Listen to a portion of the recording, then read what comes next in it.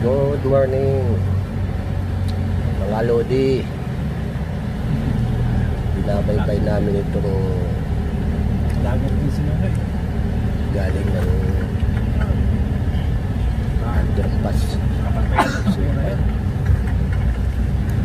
Punta na kami ngayon ng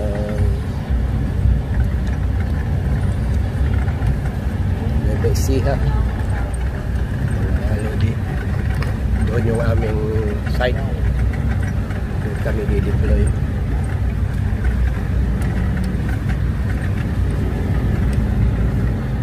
Layo-layo rin, kaya lang, okay lang.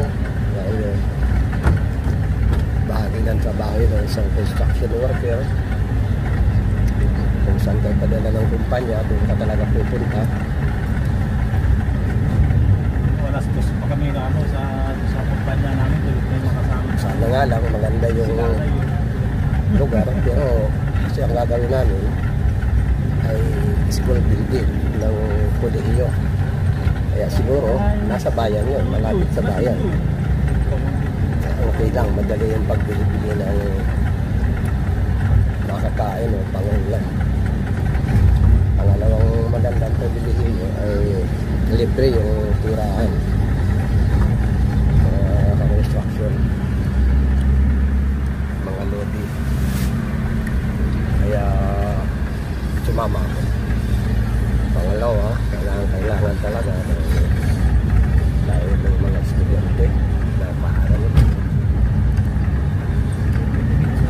Pero bago yan, mga Lodi, baka pwedeng makahingin sa inyo ng like.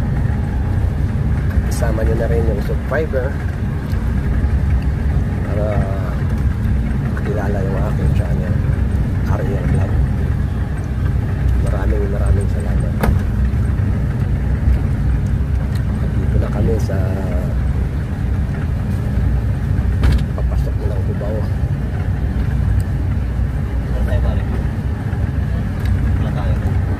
Ilang oras kaya namin tatakbuhin yung Nueva Ecija.